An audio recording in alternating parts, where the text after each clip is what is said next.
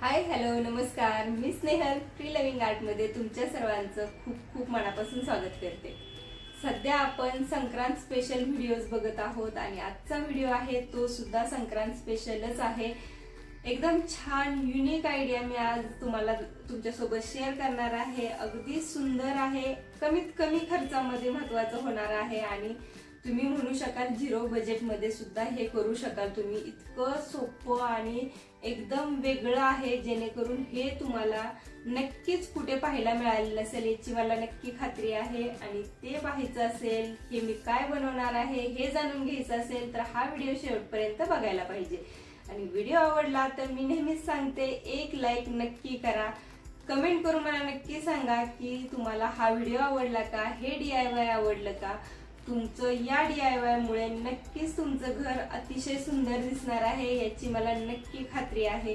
तर ते काय आहे हे बघायचं असेल तर हा व्हिडिओ बघा आणि मग तुम्हाला समजेल की मी आज काय बनवणार आहे। तर लगेचच व्हिडिओला सुरुवात करूयात। माझ्याकडे एकदम छोटे छोटे उरलेले पीस आहेत, काही ब्लाउज पीसचे अस्तर, ड्रेसचे अस्तर असे आहेत। त्याचा यूज करून मी आज काहीतरी बनवणार आहे। तर त्यासाठी मी इथे कार्डबोर्डचे पीस कट करून घेतलेले आहेत। तर मी इथे 6 स्क्वेअर घेतलेत वेगवेगळ्या साइज मध्ये, म्हणजे 3 साइज मध्ये 2-2 स्क्वेअर सेम घेतलेत आणि छोटे छोटे ट्रायंगल्स कट करून घेतलेत। त्या स्क्वेअर नुसार अंदाजाने मी आकार कट करून घेतलेला आहे। आता यावरती जे आपले उरलेले जे कापड असतात, शिल्लक कापड आपल्याकडे, तर त्याचे पीस मी कट करून हे या कार्डबोर्डला चिकटवून घेणार आहे। तर चिकटवण्यासाठी मी फेविबॉन्ड इथे वापरलेला आहे। फेविकॉलने सुद्धा चिकटवू शकतो, मी दुसरे जे पीस आहेत ते फेविकॉलने सुद्धा चिकटवलेले आहेत। तर तुम्ही फॅब्रिक फेविकॉल यूज करू शकता यासाठी। तुम्ही अशा पद्धतीचे जे कापड उरलेले घरामध्ये असतात, खूप सारे कापड असतात, म्हणजे ब्लाउज पीस किंवा ड्रेस पीस मधले उरलेले असतात, अस्तरचे उरलेले असतात। जर तुमच्याकडे नसतील तर तुम्ही सिंपल अस्तरचे जे मटेरियल असतात कॉटनचे, ते 2-3 कलर मध्ये तुम्ही आणू शकता वेगवेगळे। तर अशा पद्धतीने मी हे कार्डबोर्डला पॅक करून घेते। याच सेम पद्धतीने मी सगळे जे कार्डबोर्डचे पीस आहेत ते सगळे कपड्याने कव्हर करून घेते आणि नंतर आपण त्याच्या पुढच्या प्रोसेसला लागूया।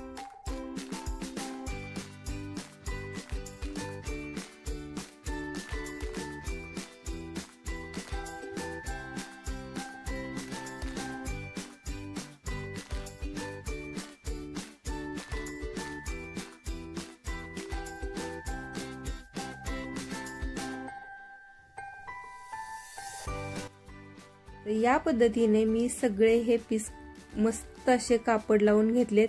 किती सुंदर कलर्स दिसतायत तुम्ही बघा, एकदम कलरफुल आजचं आपलं हे क्राफ्ट होणार आहे।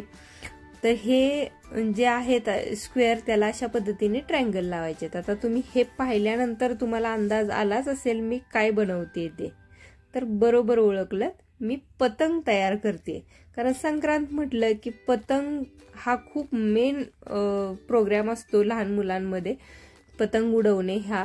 आणि छान छान पतंग कलरफुल तुम्ही डेकोरेट घरामध्ये करू शकता, खूपच सुंदर दिसतात।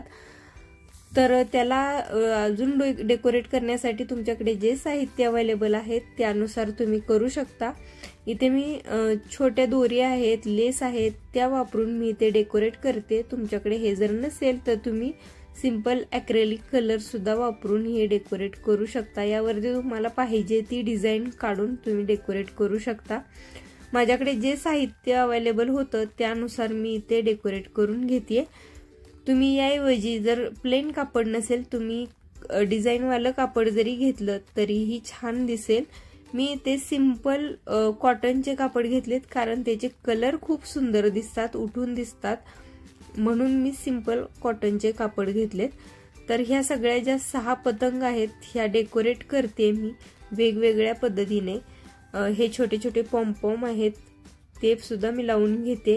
हे सगळं पूर्णपणे ऑप्शनल आहे, कारण डेकोरेट काय करायचं आणि तुमच्याकडे काय साहित्य आहे त्यानुसार तुम्ही ठरवू शकता। मी फक्त आयडिया देते जेणेकरून तुमच्याकडे जर या वस्तू असतील तर तुम्हाला याचा उपयोग करून सेम या पद्धतीने सुद्धा करता येईल।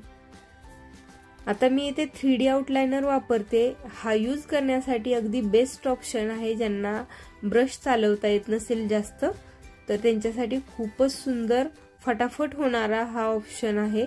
फक्त हे आउटलाइनर सुकण्यासाठी थोडासा जास्त वेळ लागतो सिंपल ॲक्रेलिक कलर पेक्षा, पण डिझाइन तुम्हाला पाहिजे तशी, जसं आपण पेन चालवतो त्या पद्धतीने तुम्ही हे चालवून मस्त पाहिजे तशी डिझाइन सुद्धा काढू शकता। तशाच पद्धतीने मी वेगवेगळ्या टाइपमध्ये सगळ्या पतंगवरती छान छान सुंदर अशा डिझाइन काढून घेते आणि सोप्या दाखवते, जेणेकरून तुम्हाला सगळ्यांना काढता याव्यात या पद्धतीने। आपण हे पतंग बनवलेले आहेत, त्याला आउटलाइन करण्यासाठी तुम्ही कोणताही 3D आउटलाइनरने करू शकता किंवा ॲक्रेलिक पेंटने करू शकता, पण मी इथे वुलन थ्रेड चिकटवून मी इथे आउटलाइन करून घेतल्यात। अगदी उठून दिसतायत आणि सुंदर त्याला आकार आलेला आहे। आता इथे मी साडीची एक बॉर्डर घेतलेली आहे जी माझ्याकडे शिल्लक होती। तुमच्याकडे हे नसेल तर तुम्ही कोणतेही कापड वापरू शकता। यासाठी आपल्याला लागणार आहे थोडेसे लोकरीचे गोंडे। तर गोंडा कदाचित सगळ्यांनाच करता येत असेल, पण फटाफट मी तुम्हाला इथे शॉर्टमध्ये दाखवते की लोकरीचा गोंडा कसा करायचा ते। माझ्याकडे ऑलरेडी माझ्या पहिल्या क्राफ्ट मधले गोंडे तयार होते, पण जर कुणाला गोंडा तयार करता येत नसेल तर त्यांच्यासाठी ही छोटीशी क्लिप आहे। माझ्याकडे गोंडे रेडी आहेत, ते मी अशा 2 कलरमध्ये मिक्स मी इथे लावणार आहे। आता आपल्याला इथे बनवायचं आहे ह्या पतंग सगळ्या लावून एक छानसं घराला तोरण। आता या पतंग आहेत, या तुम्ही तोरणाऐवजी सिंपल या पतंग तुम्ही वॉल हँगिंग म्हणून सुद्धा लावू शकता, पण मला स्पेशली तोरण खूप आवडतात। तुम्ही माझ्या चॅनलवरती खूप तोरणाचे व्हिडिओ पाहिले असतील, तर मला या पतंगचं मिळून काहीतरी युनिक असं तोरण तयार करायचं होतं, म्हणून मी अशा पद्धतीने हे तोरण तयार करते। तर पतंग मी मला ज्या पद्धतीने लावून घ्यायच्या होत्या तशा मी इथे चिकटवून घेतल्यात आणि आता हे जे गोंडे आहेत त्यांना थोडेसे मणी घालून मी इथे लटकवून घेणार आहे। हे गोंडे सुद्धा मी पाठीमागच्या बाजूने चिकटवून घेणार आहे।